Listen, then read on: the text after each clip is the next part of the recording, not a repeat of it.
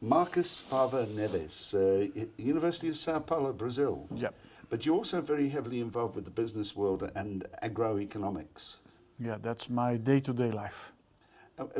You know, a lot of people don't understand what agroeconomics means. Putting it in terms of how you use it, what would you say it means? We should understand agriculture as an integrated business. You have, in a very easy way for people to perceive, when a farmer is producing, he had to buy some seeds, he had to buy machinery, he had to buy crop protection. These companies have to buy some other inputs to produce these inputs that the farmer is using. Then the farmer sells his production, it goes to an industry that processes this production. This industry, like the poultry, pork industry, the milk industry, they also buy other things like packaging, like services, like electricity, a lot of things.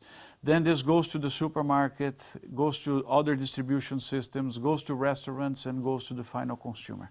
So that's agribusiness, when you see all these things in an integrated way, working as a chain. How does South Africa differ from, say, the Brazilian agriculture market? Well, first of all, it's in terms of the resources available. Since Brazil is a bigger country, it has a larger capacity of soils producing and to be brought to production. Brazil also has in terms of water, although the water in the country is not well distributed, but the rainfall is a little bit bigger than what we have here. So some of the natural conditions of the country make the country more competitive. Then you have the business people, and we are almost the same because you have a wonderful business being done here in several food chains as we have there in Brazil. But when you try to isolate the country, I would tell you that the major difference is that we have more resources available, and this will be used now to produce to China and to India and to these highly consuming markets. How important is that Chinese market becoming to Brazil? Well, if you look at the exports of Brazil, China went from almost zero 10, 12 years ago to the largest buyer of Brazilian products today. It's by far bigger than Europe, the US, and it's where the exports are moving, mostly soybeans, other grains, meat. The capacity of production in China will not face the demand. So I used to call this the food bridge, which is food being produced in Brazil towards the Chinese consumer. Now it's not only China, I'm also worried with India.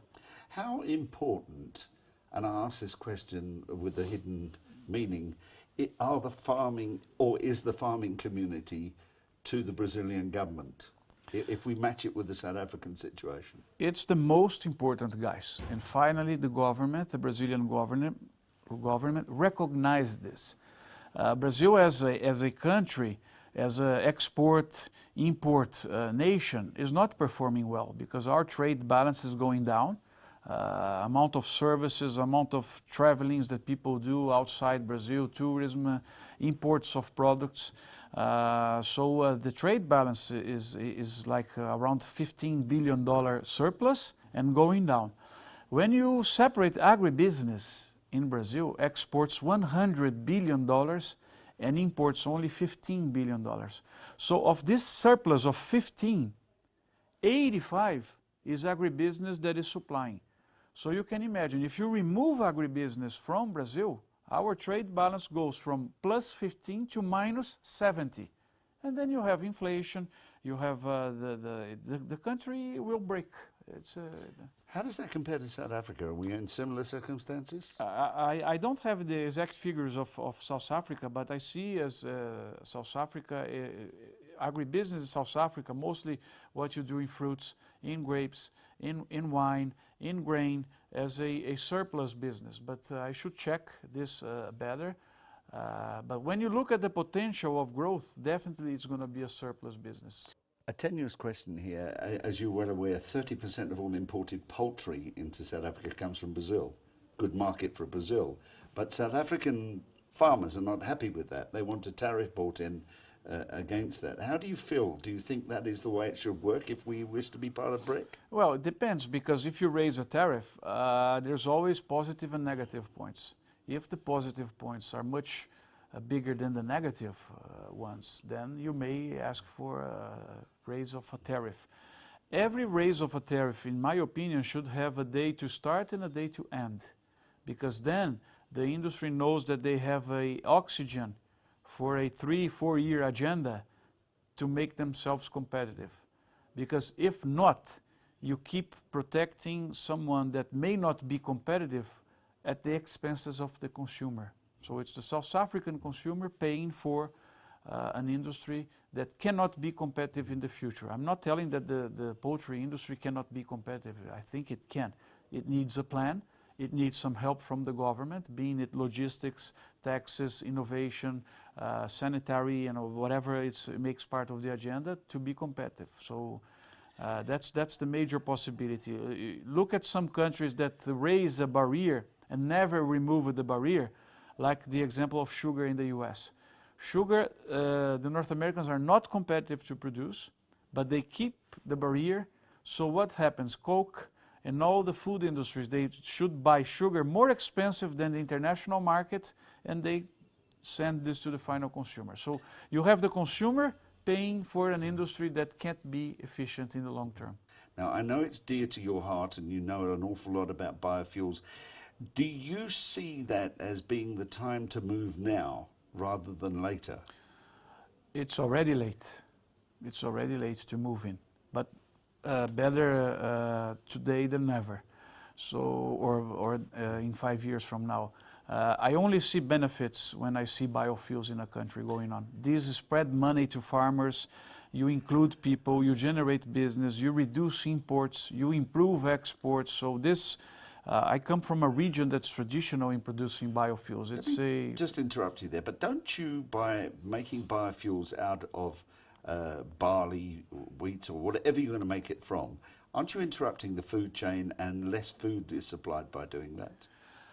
If you have a surplus of these grains, then it's another business to the farmer. How do you control the farmer who might get a better price for his biofuel than he does at the marketplace? Yeah, when the government settles a biofuel policy, there's a mandate, and that mandate includes a maximum quantity. That's the percentage of the gasoline that will be added with ethanol. So the mandate is controlled by the government. So the government creates a market. But if farmers are wanting to do only biofuels and forgetting about the food, that's the mandate. So the government keeps the power of where the grain is going. So the safety valve is, if farmer A makes too much of a product, he can only sell a percentage of that to the marketplace for biofuels. Yeah, the Brazilian biofuel markets it's a country where you have the highest percentage of biofuel use. Is in Brazil, is in my region. That's where I come from. And in Brazil, it used to be almost 50% of the fuel consumed by the country with the small cars, not considering here the trucks and buses, the diesel engines, was ethanol. Now it reduced a little bit because the industry suffered a crisis in terms of weather, in terms of financing capacity, and it came down to 30-35, but it will increase again to 50%. So can you imagine, half of the fuel of a country is supplied by a relatively small area of sugarcane in the country. There is a new way of producing biofuel, and that's from algae. And are you pursuing that in Brazil as well? Yes, this is being studied all over the world. I think it came from people from California studying this. And all sources of life that we have, being it plants, whatever do we have that can pick up the energy of the sun together with some other resources and transform in energy for us to use, all these sources are welcome. So if you have something that can generate biomass or generate whatever in a renewable way and protecting the environment, and its cost is feasible, let's put money into it because it's going to help us. If you were able to address government at the moment in South Africa as a friend of this country, What would you be telling them to do regarding biofuels? I think plan the volumes and start adding ethanol to the gasoline in a way that may be like 5%, then that 10%, then go increasing this because there's capacity of producing this, if not in South Africa, in neighboring countries. So you're creating a market also for you. And after that, you may also think in what's feasible for biodiesel, to produce oil to be added to the diesel that's used. So this is this should be a immediate plan because the government will win a lot, the private sector will win a lot, and the poor community will also win a lot because there's going to be more jobs for them and more money for the policies that are addressing them. I can tell you the story in Brazil is marvelous. So the story in the US is marvelous. Wherever you see Colombia is marvelous. All countries moving in are having beautiful stories to tell. So I think it should start this afternoon.